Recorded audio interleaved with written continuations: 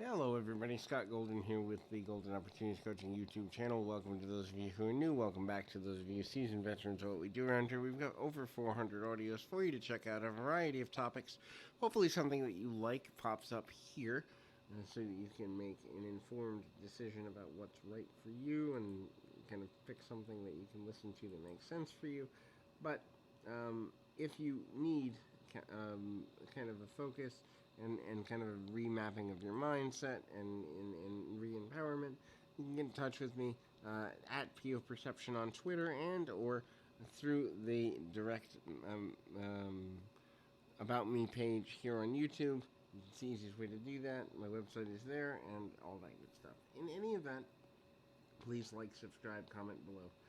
But we're going to talk today about kind of things a sociopath might say or do. Now, a sociopath is a person who views almost all relationships and human interactions as business transactions. What can I get for my time, my effort, my energy, my money? And they don't really have much of an ability, if any at all, to create relationships of empathy and true meaning and caring. And so these are some things they may say or do. The first is no one's going to love me like no one's going to love you like I do. So it's almost like a guilt that you're unlovable. If you're in a guilty state, you're going to be more compliant with the demands of the sociopath. You're also not going to question the authority of such a person because, well, they could leave, and what if they're right? No one will love me the way that they do. There's no value in that. Then they'll flood you with compliments. So they'll say, "You're the greatest person I've ever met. You're the best thing that ever happened to me." Even though no one will love you the way I do, I can understand that you're unique, you're special, and so the compliment flooding is to build up kind of an arsenal of the inability to disarm you from your own insecurities. If you're disarmed by flooded compliments, but then reinforce that they're the only one that sees it, there's an issue there. So the next thing is they'll tell you not to be so sensitive or not to be so needy or not to be so emotional. And so the idea is because they don't want to formulate any sort of long term emotional attachment, they don't think you should either. So expressions of extreme emotion make them highly uncomfortable for two reasons. Number one, they may have to respond to your emotion, and number two, you might see or they might see that you're non emotional, thereby kind of tipping their hand that they have a motive in interacting with you, and it may not be the benefit of a meaningful, long-term, committed, connected relationship. The next is implying that you can't make it without them, either financially, emotionally, mentally, spiritually, physically, or a combination of all of the above. A person who believes that they cannot survive without another person is more likely to be compliant. So the inference that you can't make it is almost as if they're doing you a favor. Therefore, you must, by default, become more compliant or risk losing this person in your life.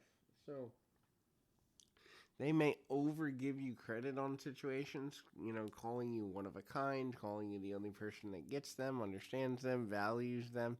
And so what they're doing is they're trying to make you feel guilty if you ever feel the need to pull away from them. After all, if you're the only person that sees their value and you go away, they're going to be isolated and lonely. And because you're a good person, you may even be a high-level empath or a highly sensitive person, you don't want to see that you're the cause of their discomfort, right?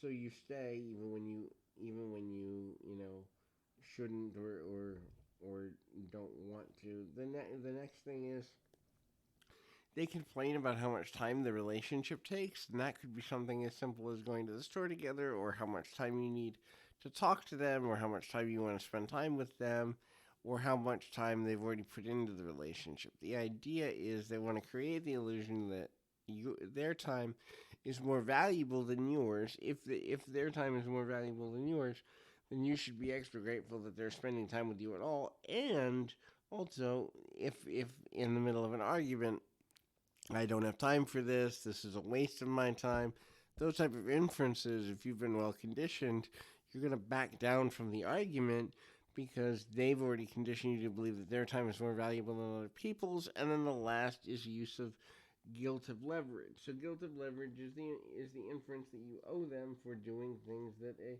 caring, loving, or kind person would do. First of all, a person who is truly caring and loving isn't going to have any expectations of being paid back in any way. But if a person who is manipulative or sociopathic acts this way, it's because they're trying to gain leverage, but they're also trying to find where your weaknesses are. If they know that they can leverage you into feeling guilt and owing them and collecting on that later, either as for a financial favor, extra support, mental support, sexual favors, whatever have you, they know they've leveraged the whole situation. So hopefully this has been helpful. Till next time, keep your feet on the ground, your mind in the moment. Till next time, everybody.